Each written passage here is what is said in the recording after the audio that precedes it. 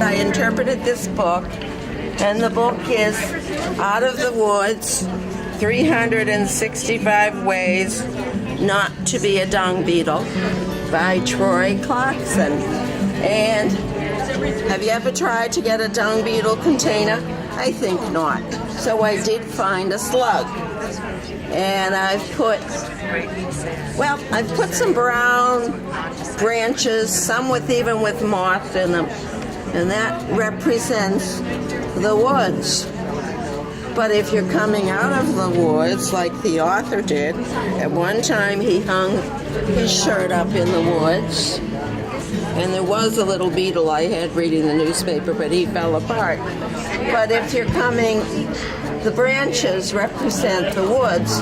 But if you're coming out of the woods, I used daffodils and daisies, yellow and white, apple blossoms to represent coming out of the woods. And then on the bottom, I've got the woods too.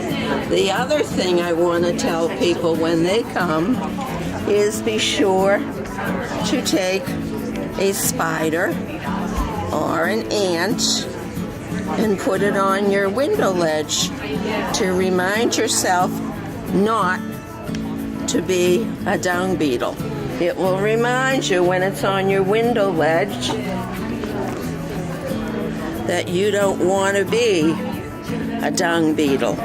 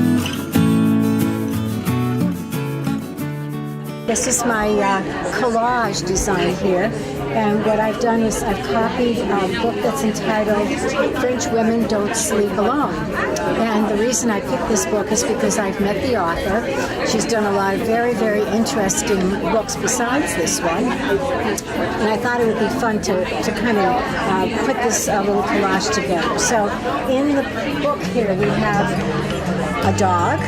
So I brought in a dog into the collage, and then for sleep, this is supposed to be a wicker bed, and the gypsophilia, which is baby's breath, is kind of like the coverlet, and this is sort of the pillow portion.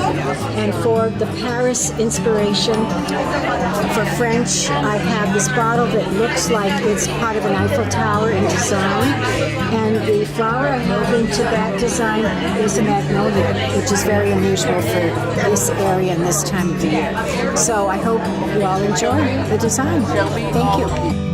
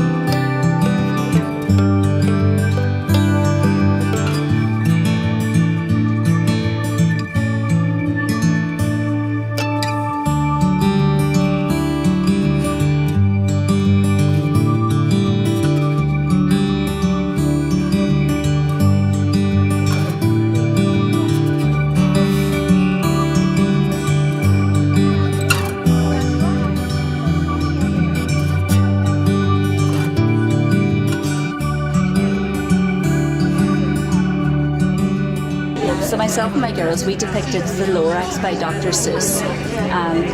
These are the truffula trees, and the onceler comes into the forest and he starts cutting down the truffula trees to make needs, which everyone needs. And as time goes on, he starts to chop down all the trees, and the forest becomes bare.